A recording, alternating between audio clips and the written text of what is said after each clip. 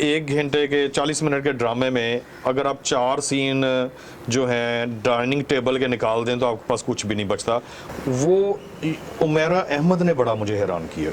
उनका ड्रामा अलिफ चला और वो पहले ख़वातीन डाइजेस्ट के लिए स्टोरीज़ वगैरह लिखती थी वो, या नॉवेल्स लिखती हैं। जो आप ड्रामा देखते हैं ना, आपको याद होगा उस्मान पीरज़ादा और समीना पीरज़ादा एक ड्रामे में इकट्ठे थे और उस्मान पीरज़ादा ने समीना पीरज़ादा को तलाक दी थी और हमारे मुआशरे के अंदर एक बहस छिड़ गई थी कि ये असल में तलाक हो गई है। खलीलुर रहमान कमर ने फिल्में भी लिखी हैं, उनकी एक फिल्म थी कर्ज जो मैंने देखी, इसके अलावा भी लिखी होंगी, मैं पंजाब नहीं जाऊंगी। उसने काफ़ी बिजनेस भी किया। इसके बावजूद मैं ये कहूँगा कि खलीलुर रहमान कमर फिल्म के लिखने के लिखारी नहीं है। दूसरी बात ये है, वो है उसकी मुझे मजबूरियों का नहीं पता, हो सकता है कि कोई प्रोडक्शन क्या कोई हो, लेकिन मेहनत नहीं है। आपको मैं मिसाल देता हूँ। मिसाल ये है, मैं एक ड्रामा देख रहा था, आपने एक लॉन्ग शॉट रखा हुआ है, उसमें 3 किरदार बैठे हैं और वो बैठे हुए हैं, ठीक है। एक बहुत अमीर कबीर घर है और वो अखबार पढ़ रही है खातून, ठीक है। आप अपने मुआश कहाँ पे आपको अखबार पढ़ता हुआ बंदा नज़र आ रहा है, ठीक है। आप बेडरूम सीन दिखाया है और बंदा बहुत बड़ा आपने दिखाया हुआ टाइकॉन बिजनेस का, तो वो ऐसे करके वो कोई मैगजीन पढ़ रहा है और साथ उसने सिगार लगाया हुआ है। मतलब ये चीज़ें ये भी अब क्लीशेज हो गई हुई हैं कि आपने सीन ओपन करना है तो आपका किरदार जो है ना वो अखबार पढ़ रहा है, ठीक है। अच्छा, दूसरा ये है कि उसका बेटा, उससे क्या पढ़ना चाहिए? नहीं मतलब कोई और एक्टिविटी जो है ना वो डिज़ाइन की जा सकती है, सोची जा सकती है सीन ओपन करने के लिए। अच्छा एक और, अच्छा नहीं, मैं एक छोटी सी और बात करूंगा। आपका ये जो लॉन्ग शॉट है उसके अंदर एक आपका 3rd या 4th कैरेक्टर एंटर हुआ है जिसका एक्सीडेंट हुआ है, ठीक है।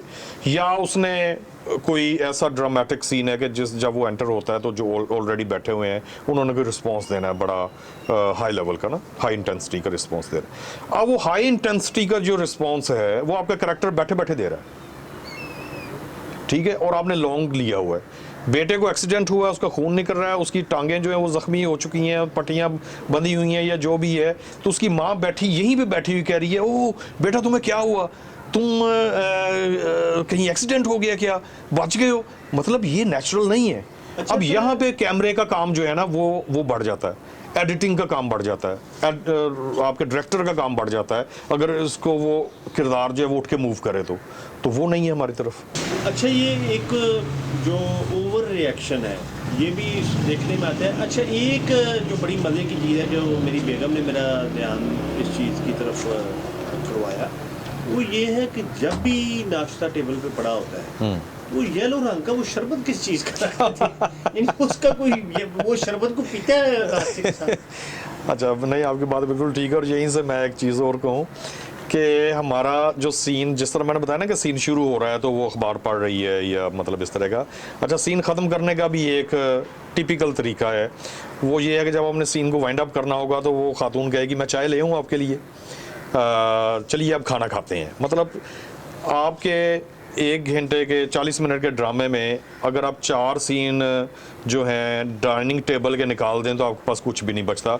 और आपका ड्रामे की जो ग्रोथ और प्रोग्रेस है ना सारी स्टोरी की, वो डाइनिंग टेबल के ऊपर ही ज़्यादा हो रही है। और आप चीज़ ऑब्जर्व करनी शुरू कर दें, या आपने किया भी होगा कि खाने की टेबल के ऊपर बातें हो रही हैं और ड्रामा जो है वो आगे चल रहा है। अच्छा, उसमें मसराज साहब एक शायद जो टेक्निकल मजबूरी है या वो ये कि कॉस्ट अगर आप आउटडोर करें तो आपकी कॉस्ट बढ़ेगी। जी ज़ाहिर, तो आप इनडोर अगर करेंगे तो आप भड़काते जाएंगे। हाँ, जब आपको खाने की टेबल के ऊपर ही इतने व्यूअर्स मिल रहे हैं मिलियंस में, तो आपको क्या ज़रूरत है आउटडोर जाने की। अच्छा, एक और मतलब आर्ट की खिदमत तो रहने देना, असल चीज़ तो व्यूअर्स है। और जो यानी मेरी ऑब्जर्वेशन ये कि जब ड्रामा सर्कल एक बड़ा अच्छा ड्रामा जा रहा है, उसकी रेटिंग ठीक आ रही है, तो उन्होंने फर्क करें अगला ड्रामा अब आ गया, कुछ स्लॉट में अगला ड्रामा चल रहा है जी। मतलब ड्रामा के तो कुछ चैनल है ना जिन पे जैसे एयरवाई का जी, तो अगर फर्क करें उन्हें आप एक ड्रामा उन्होंने ख़त्म करना है तो वो उस पर बिल्कुल ऐसी मशीन चला देंगे कि वो पता चल जाएगा आप आम देखने वाले व्यूअर को भी कि ये अब चूंकि जल्दी में अगला ड्रामा शुरू करना है जी जी जी, तो ये अब वो ख़त्म करने की चक्कर। अच्छा गुमन साहब, मैं ना ड्रामा के हवाले से पाकिस्तान में आज के दौर में 3 लोगों का जिक्र करना जो है ना बड़ा ज़रूरी समझता हूँ। सबसे पहले नंबर के ऊपर, मतलब पहला नंबर तो कोई नहीं इनमें से, सभी ठीक हैं, वो उमेरा अहमद ने बड़ा मुझे हैरान किया। उनका ड्रामा अलिफ चला और वो पहले ख़वातीन डाइजेस्ट के लिए स्टोरीज़ वगैरह लिखती थी वो, या नॉवेल्स लिखती हैं। तो उनका जो ड्रामा अलिफ आया वो मैं देख के हैरान रह गया कि जिस तरह से उन्होंने उसका आगाज़ किया, उन्होंने करैक्टर्स बनाए, उनके जो आपस में डायलॉग्स थे, जो डिफरेंट सिचुएशंस उन्होंने क्रिएट की, फिर उनका जो किरदार ने जो उसकी एवोल्यूशन हो रही है, इंटरनल एवोल्यूशन हो रही है करैक्टर्स की, स्टोरी जिस तरह से अनफोल्ड हो रही है और जिस तरह वो बड़े तसल्ली से, बड़े आराम के साथ, सुकून के साथ, और मुझे लगता है कि उन्होंने भी बड़ा मज़ा लिया होगा ये ड्रामा लिखते हुए। एक तो मैं इनका नाम लेना चाहूँगा।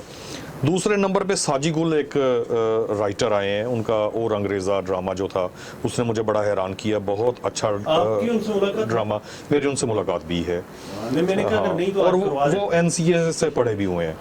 अच्छा, उनका ड्रामा जो है वो अच्छा ड्रामा लिख रहे हैं। तीसरे नंबर के ऊपर मैं जिस शख्सियत का नाम लेना चाह रहा हूँ, मैं उन्हें बचपन से देख रहा हूँ और उनके हवाले से कुछ अरसे से कुछ कंट्रोवर्सीज जो है ना उन्होंने भी काफ़ी जन्म लिया।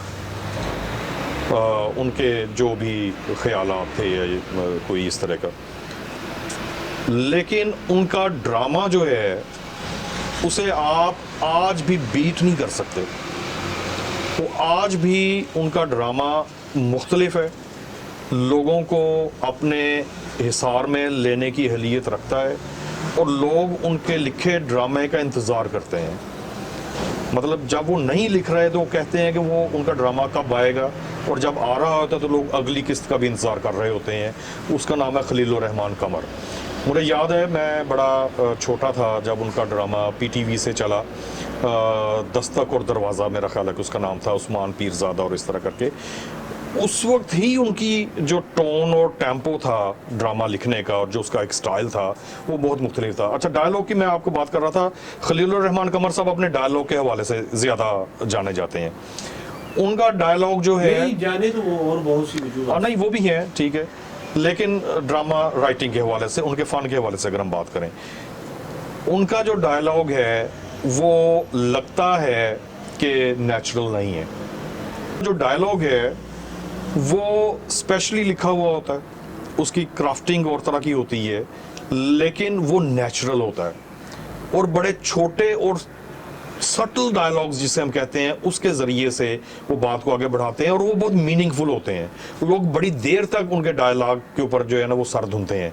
तो मेरा ख्याल है कि ये अल्लाह ताला की तरफ से उनको ये चीज़ वदीयत है। उन्होंने जितने ड्रामे लिखे हैं वो सभी के सभी सुपरहिट गए हैं। कुछ उनके चीज़ें थी जिनकी वजह से कंट्रोवर्सीज ने जन्म लिया, लेकिन मैं ज़ाती तौर पे ये समझता हूँ गुमन साहब कि ड्रामा जो है, मेरा ये ख्याल है कि ड्रामे वाले बंदे के साथ कुछ कंट्रोवर्सीज होनी भी चाहिए। लेकिन मैं सिर्फ ड्रामे के हवाले से करूँगा कि जो आप ड्रामा देखते हैं ना, आपको याद होगा उस्मान पीरज़ादा और समीना पीरज़ादा एक ड्रामे में इकट्ठे थे और उस्मान पीरज़ादा ने समीना पीरज़ादा को तलाक दी थी और हमारे मुआशरे के अंदर एक बहस छिड़ गई थी कि ये असल में तलाक हो गई है। हालांकि वो उस्मान पीरज़ादा ने समीना पीरज़ादा को तलाक नहीं दी थी, वो उस किरदार ने उस किरदार को तलाक दी थी।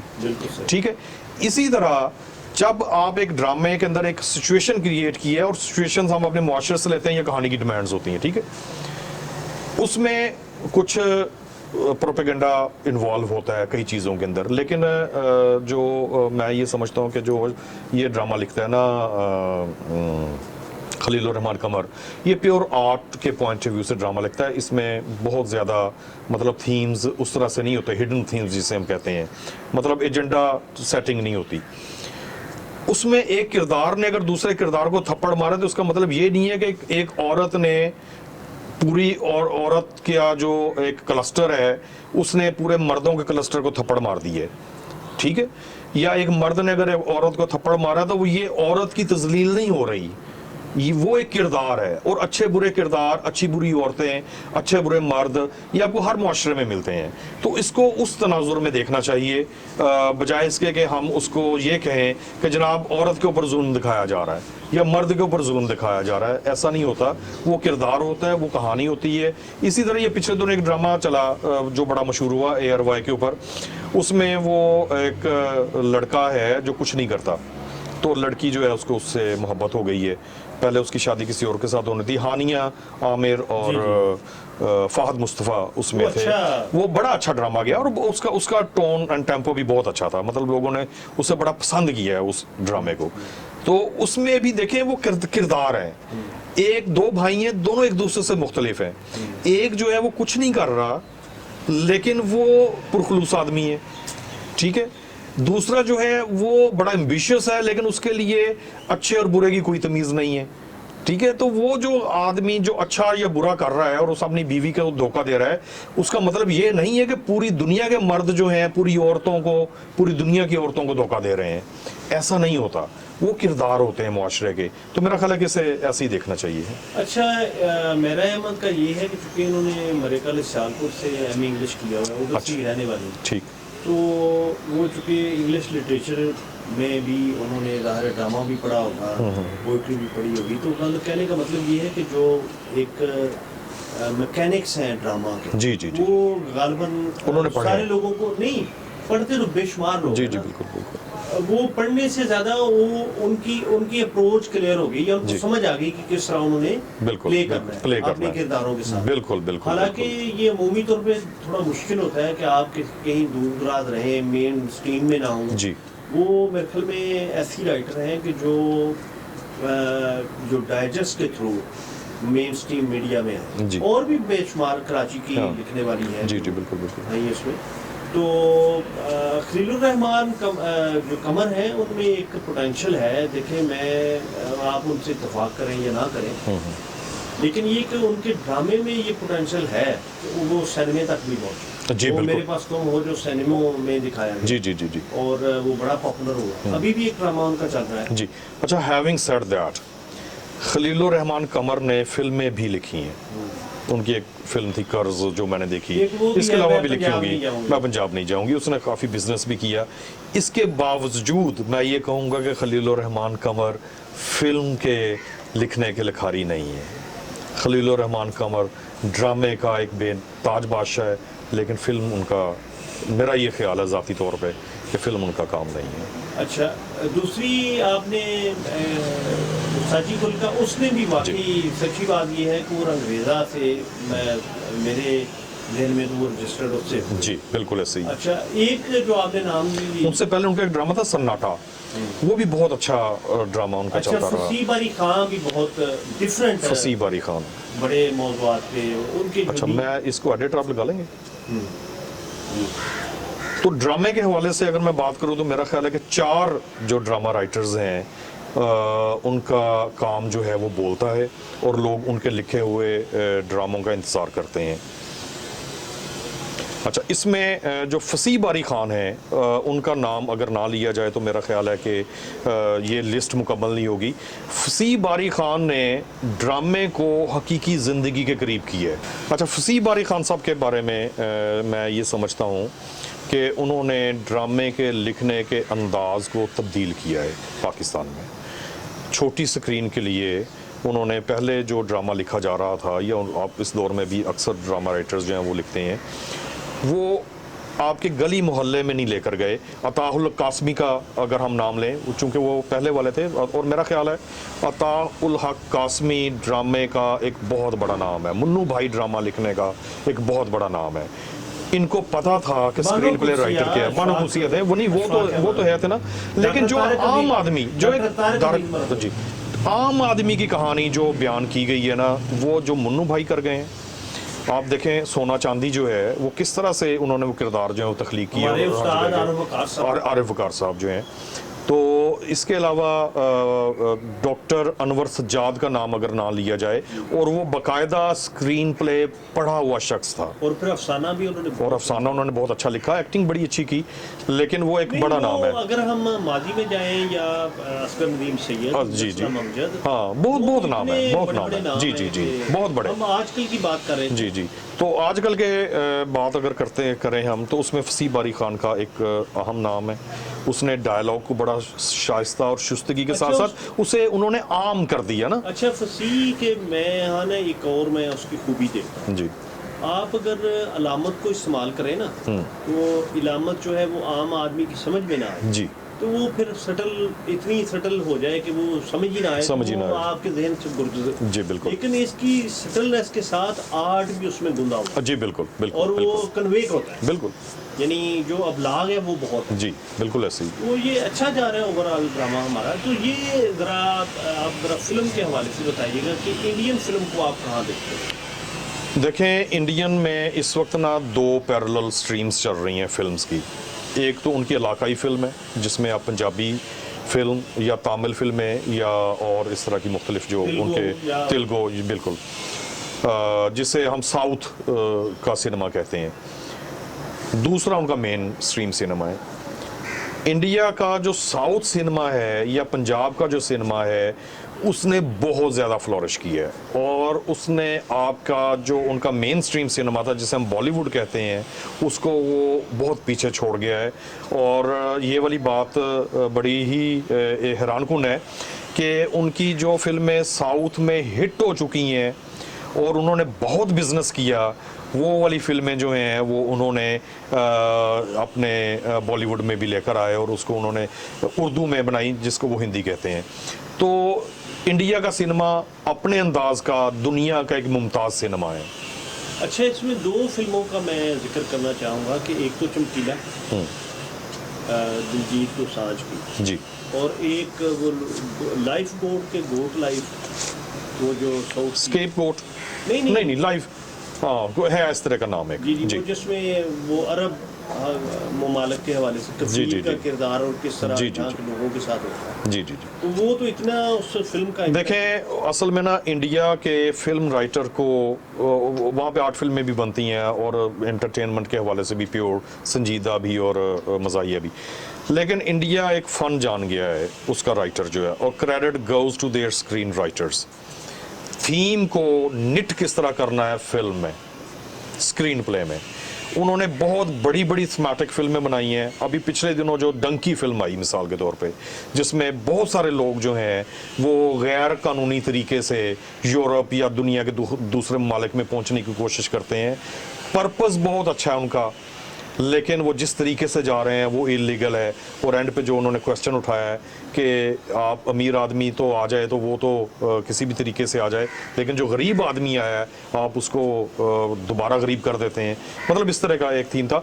लेकिन उसका करैक्टर वो जहाँ से कहानी को उन्होंने शुरू किया, जहाँ जहाँ से उन्होंने किरदारों को उठाया, फिर जिस तरह से ट्रैवल करवाया और वो सहराओं से गुजर रहे हैं और पहाड़ों से गुजर रहे हैं और वो उसमें एडवेंचर भी था, उसमें मतलब एक पीरियड का भी एक था टच थोड़ा सा दिया हुआ, मतलब वो एक बहुत बड़ी फिल्म थी।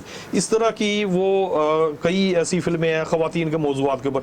अच्छा, ये जो हम बॉडी शैमिंग करते हैं, ठीक है, उसके ऊपर उन्होंने फिल्म बनाई है। बहुत ही सेंसिटिव किस्म के जो थीम्स हैं हमारे माशरे के, उनको लेके उन्होंने बड़ी कामयाब फिल्म बनाई है और मेरा ख्याल है कि ये इंडिया की बड़ी कामयाबी है।